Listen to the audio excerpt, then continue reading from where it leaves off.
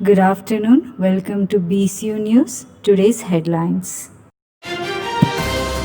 Steep hike in power tariff. Big shock to the consumers. Schools reopening delayed. College geared up to start. Ancient Asanamma temple open today. Darshan restricted. Republic TV news chief sent to 14 days judicial custody. Karnataka Electricity Regulation Commission has hiked the power tariff following the appeal from electricity supply companies of the state. The new rate will be applied from November 1st. The Karnataka Electricity Regulatory Commission has approved a hike in power tariffs in the state. The hike ranges from 20 paise to 50 paise per unit slab-wise, with the average hike amounting to 40 paise per unit.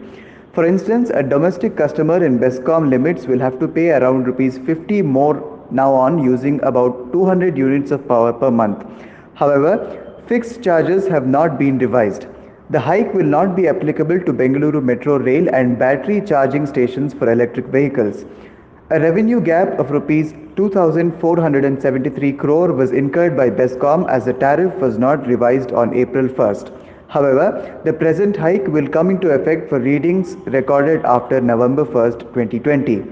Electricity supply companies had sought a hike of rupees 1.26 per unit, whereas KERC has approved hiking of 40 paise per unit across all categories. Earlier this year, Bescom had proposed a 9 to 12.8% hike aimed at recovering a revenue deficit of rupees 5,872 crores. Bescom's appeal was rejected by KERC, citing the economic crisis triggered by COVID-19. Terming the move disastrous, energy expert MG Prabhakar observed that investments and production might take a hit as a result. The new tariff order has also withdrawn the penalty of rupee 1 per unit for morning peak consumption between 6 am and 10 am in order to encourage high tension consumption. Rebate for usage of LED bulbs in public lighting has also been increased. The Karnataka Primary and Secondary Education Minister has said that the decision about reopening of schools has not yet taken. A report from the Commissioner Public Instruction is awaited. Karnataka to take calculated decision on reopening schools.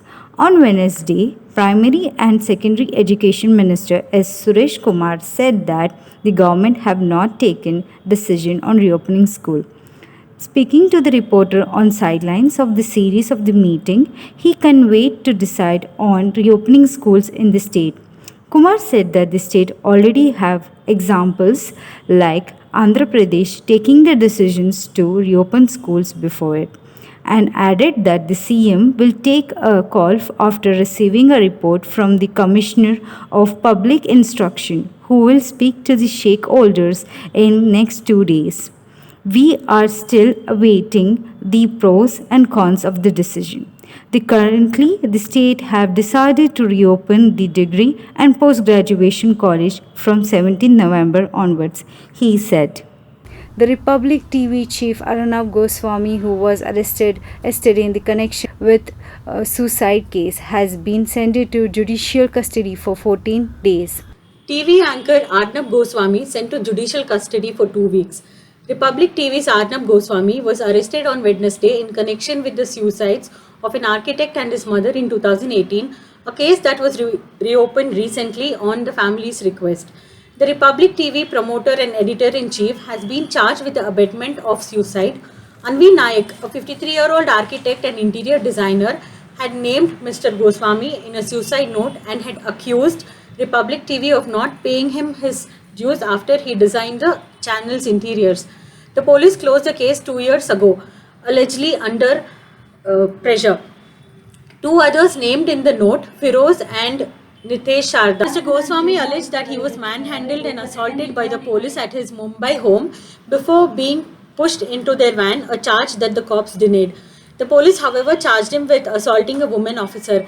He was sent to 14 days of judicial custody later by a court that rejected his allegations of assault by the cops. In May, Maharashtra Home Minister Anil Deshmukh had announced that the suicide was being reinvestigated after a fresh complaint by Adya Nayak, the architect's daughter. There were 3 names in the suicide note: My father spent money, energy, sweat, and blood on this project. My father mentioned that rupees 83 lakhs as dues in his suicide note was left behind, said her daughter Adya. The family alleged that they had been threatened and warned against going to the police. They also said that the case was closed 2 years ago when the BJP led government was in power, as Mr. Goswami used all his influence to pressure the police.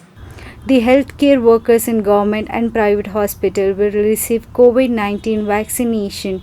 Karnataka COVID task force is set to prepare a database of the health workers in the state. Healthcare workers to benefit first from COVID-19 vaccine. All healthcare workers in government and private sector will get COVID-19 vaccination in the initial phase in the state. Other priority groups and population will be covered in a phased manner, stated note from Department of Health and Family Welfare. Karnataka has started work in preparing a database of healthcare workers, and the state task force that met on October 13 discussed the COVID-19 vaccine introduction and preparedness. The existing cold chain system of routine immunization under Universal Immunization Program will be utilized for vaccine introduction when it becomes available. A cold chain preparedness and strengthening assessment is being done, stated the note. Following direction from the Under Union Ministry of complete preliminary data collection by October 31st. State level orientation was held on October 20 for all deputy commissioners, district health officers, reproductive child health officers. District level orientation for government and private health facilities has also started. Standard templates for collection of details of healthcare workers are being shared with all healthcare facilities. All healthcare facilities registered under Karnataka Private Medical Establishments Act are being informed through online portals, SMS for timely data collection. Professionals bodies of doctors has been roped for this, note said. Thank you. A template for collecting data.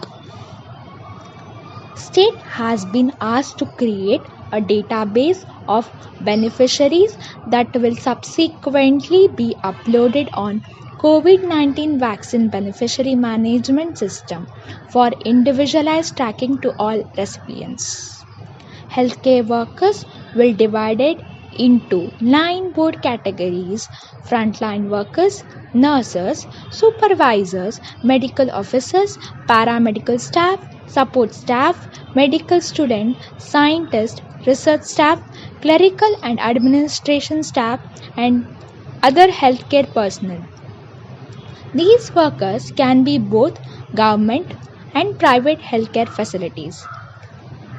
The 9 categories will include ASHA workers, auxiliary nurse, midwife staffs, nurses, allopathic and Ayush doctors, dentists, lab technicians, operation theatre technicians, pharmacists, psychotherapists, radiographers, ward boys, drivers and security staff, sanitation workers and other paramedical staffs. The database will be compiled under guidance of mission directors at the National Health Mission, who will be known as State Nodal Officer. These officers, according to the presentation, will be supported by the State Immunization Officers SIO. Both mission directors and SIO is based in each state and district will ensure overall coordination and supervision of healthcare workers' data collection and its complication. The officers will be responsible in dissemination, guidelines and template link for data collection in all districts as well as their circulation in government and private facilities. She or he will coordinate with the Ministry of Health and Family Welfare National COVID Vaccine Cell for timely implementation. She or he will be ensure weekly feedback from districts on status of completion of activity and track monitoring indicators as per as timeline. At the district level, the district magistrates, municipal commissioners supported by the chief medical officer will be responsible for collection of data. They will be labeled as district nodal officers. Collation of data will be done at the district level only. Presentation read. The nodal officer will ensure that template, link and guidelines are disseminated in all health facilities within district and also responsible for collation templates facilities on 31st October. The presentation also said in charges of both government, private hospitals in district will be responsible for collection data of healthcare workers. Hasan ancient Asanamba temple, which opens once in a year, has been opened today with restriction in COVID pandemic. The devotees will have taken darshan online. ಇಂದಿನಿಂದ ಹಾಸನಾಂಬೆ ಜಾತ್ರೆಯ ಮಹೋತ್ಸವ. ಹಾಸನಾಂಬೆ ದೇವಿಯ ಕರ್ನಾಟಕದ ಪ್ರಸಿದ್ಧ ದೇವಾಲಯಗಳಲ್ಲಿ ಒಂದಾಗಿದೆ.